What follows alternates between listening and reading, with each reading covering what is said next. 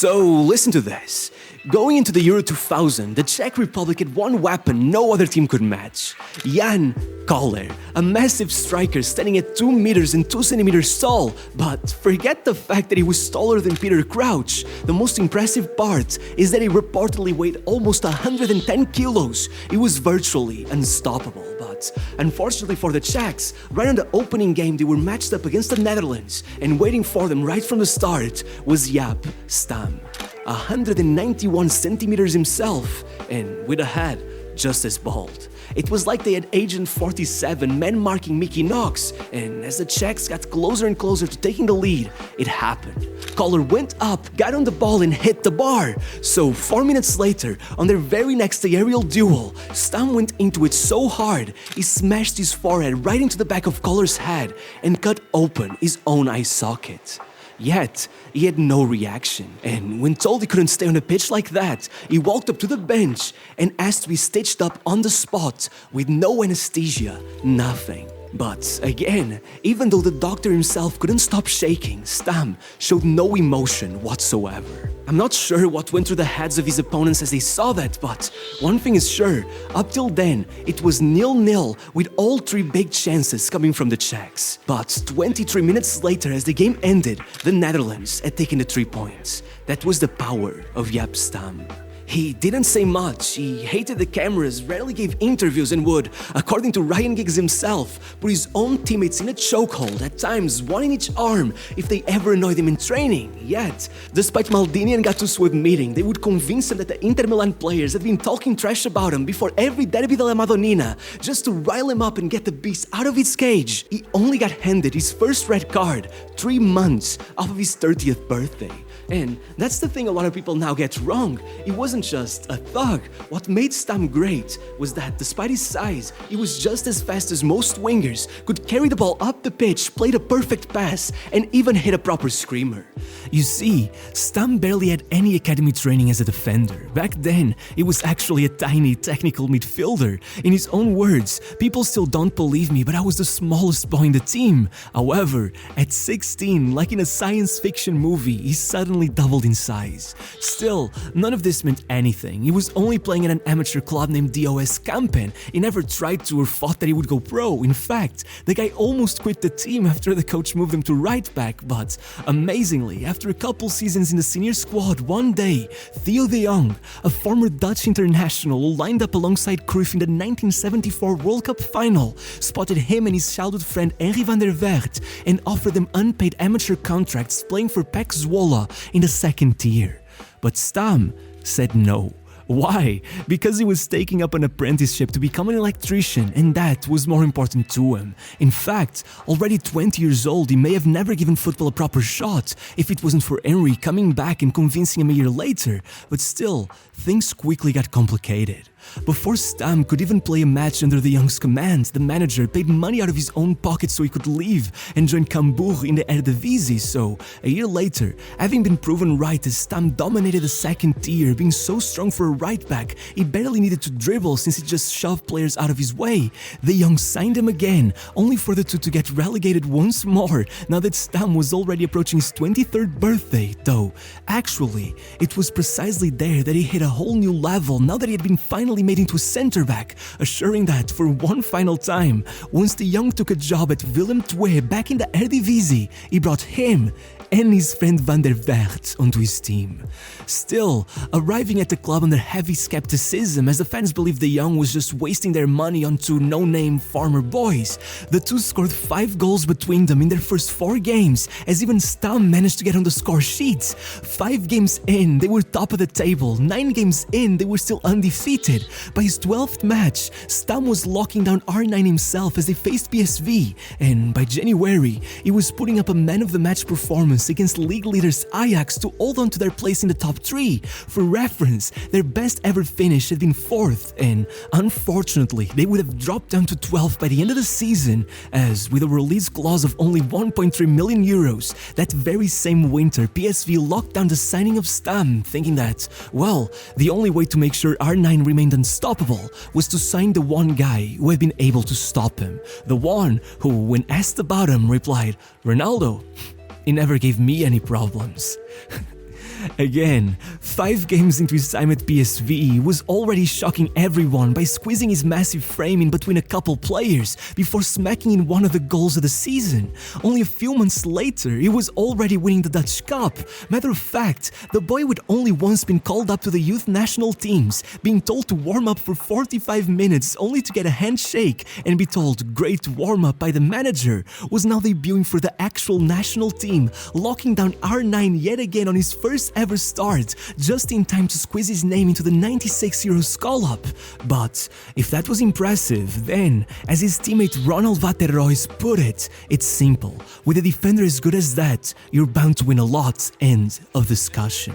So, as he celebrated his 25th birthday, he was coming off of his first full season with PSV with a league title in hand, and of course, a defensive record so impressive that as Christmas rolled around, the centre-back succeeded the likes of Van Basten, Romario, Gullit and Bergkamp as the league's player of the year, and that's precisely when Sir Alex came calling. At first, weirded out by the request to meet him at a secret safe house by the Amsterdam airport, Stam actually rejected United, but as per usual, Sir Alex didn't exactly take no for an answer, so at the end of that third season, he came back in and dropped 17 million euros on the table, more than what Barcelona had paid PSV for R9, which had been a world record fee 2 years earlier. In fact, if you take into account that PSV rejected that offer regardless, forcing Stam to hand him his 2.4 million euro sign-on fee so the move could be completed, well, add those two together and even if unofficially, you could argue it was also the Premier League's all-time record signing. That summer, despite Stam insisting he never meant to cultivate an image, that he only did it to hide his bald spots, in the words of his childhood friend Van der Vaart, who, by the way, had also just secured himself a big move to the Serie A, well, when he shaved off his head, he became a different beast. It was like he grew even bigger. According to Fergie himself, the day he arrived in Carrington, he walked into his office without even knocking, barely paid any attention while he negotiated his contract and stopped him as he tried to show off his trophy room by telling him, "Excuse me, mister, but I don't care about any of this stuff. Just let me sign the contract because I want to start winning." And the thing is, first, as Fergie admitted, no one had ever talked to me that way, but I liked him. And second, Stam was not lying. He was so determined to win that, after dragging R9's Brazil into penalties, nearly robbing him of his spot in the World Cup final, he literally had his first starter's berth induced 2 weeks early so that he wouldn't have to miss that preseason camp. And then, well, then he won everything. Having lost Cantona a year earlier and having just watched Arsenal take the double, there wasn't really much faith being put into United those days, especially not after they opened their season with a 3-0 defeat to Arsenal in the Community Shield. Don't get it wrong, Stam struggled at first. But by struggled, I mean that he took 2 defeats until November and then went 30 matches without ever losing, despite the fact that United did lose twice in the few games where he got rested. This guy was ragdolling Zamorano in a Champions League quarter-final. Worse, once Keane got sent off in the FA Cup semi-finals against Arsenal, he basically became a one-man defensive fortress in order to get them through extra time. So unbeatable that Bergkamp himself admitted that it's impossible to beat him on your own. You need the whole team to gang up on him. Yet, as the Red Devils began singing that, Jaap Stam is a big Dutch man, get past him if you think you can. With 3 matches left in the season, that FA Cup final, the Champions League final itself, and the last match day of the league season where only a win would secure the title, Stam injured his Achilles. He wasn't supposed to have made it back. Some even argue that that was why his Achilles would give him so many problems over the next few years. But Stam had made a promise to Fergie, a promise to the Man United fans, and above all, to himself. So, resenting that he had to watch from afar as they clutched the league title by a single point, on that FA Cup final, as the fans called out for his name, he made it back onto the pitch just in time to properly celebrate once that final whistle was sounded, and 4 days later, he was on the starting 11 for the Champions League final. However, despite making no obvious mistakes all game, he watched as his 2 defending partners gave away a free kick for the game's only goal. Or, At least, that's what I would say if the miracle hadn't happened. 2 minutes, 2 goals in injury time, and United were champions of Europe, the first ever English side to win the treble. As Sir Alex once famously said, attack wins you games, defense wins you titles. And well, Stam was one of only 3 players to not miss a minute of game time over that whole campaign. He gave everything so he could come true on his promise. In his own words, as the celebrations got going, I just went to bed. I was so tired, I ran out of energy the moment the alcohol kicked in. Regardless, it seems nothing Stam did for United was enough to stop Fergie from betraying him. The following season, after taking the UEFA Defender of the Year award for a second time in a row, being named the world champion and winning the league by an absurd 18-point margin, all while still having time to strangle Patrick Vieira once he dared to headbutt Roy Keane, Stam went into his 3rd season and finally injured his Achilles for good, being sent into surgery and sidelined for 4 months. By the time he came back, there were whispers that he just wasn't the same, that he had lost his speed. Yet, he still made it 3 Premier League titles in 3 years, with 3 nominations for the league's Team of the Year, even another for the Ballon d'Or, and it was all supposed to be fine. In a preseason interview, he was described as a man who worships Alex Ferguson, who has even acquired the Mancunian accent and wishes to retire in Manchester. But then, with Fergie's permission, Stam released an autobiographical book, but fell for the mistake of giving the Daily Mirror early access to it. In his own words, wondering what they would publish kept me awake at night. Ferguson had told me not to worry about it, but the day it came out, I was told to meet him at his office. The papers had labeled it the autobiography that is shocking football, and nothing else mattered. As he added, a week later, I was left out of the squad, and that same day, Ferguson called to say it wasn't about the book, but later he called me again and asked me to meet him at a petrol station. Then got into my car and told me I either went to Lazio or I'd be on the bench. I felt I had no choice. Publicly, Sir Alex tried to blame the book for it, but eventually, everyone could see what really happened. Fergie had been flirting with the idea of signing Laurent Blanc, and suddenly got an offer of £18 million for a 29-year-old centre-back with an Achilles problem. So, before the squad had time to riot against the manager, Stam was already gone. And Fergie got to watch as what was supposed to be his final season before retiring turned instead into a trophyless disaster, all while the Jaap Stam song kept on being chanted every match.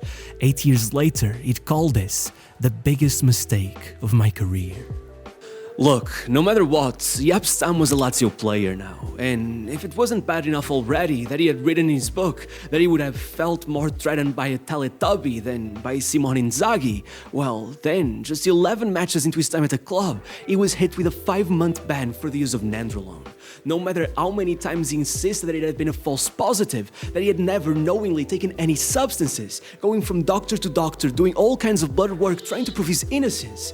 You see, the thing is, especially once his friend Van der Vaart was diagnosed with a heart condition and forced to retire, Stam began feeling like everything around him was collapsing, so by the time he came back, he started losing it a little bit, taking his first red card ever before closing out the season by locking down R9 in his Ballon d'Or year. In the end, almost taking a move out to Man City out of sheer pettiness, though at some points, it almost seemed that he might as well have taken it, as the following season, he'd be forced into playing right back once again, with Lazio too broke to afford a new one. Matter of fact, not even being able to pay him his salary as he led them to a 4th place finish, qualification to the Champions League and the UEFA Cup semi-finals, only missing the final because an injury stopped them from facing Porto.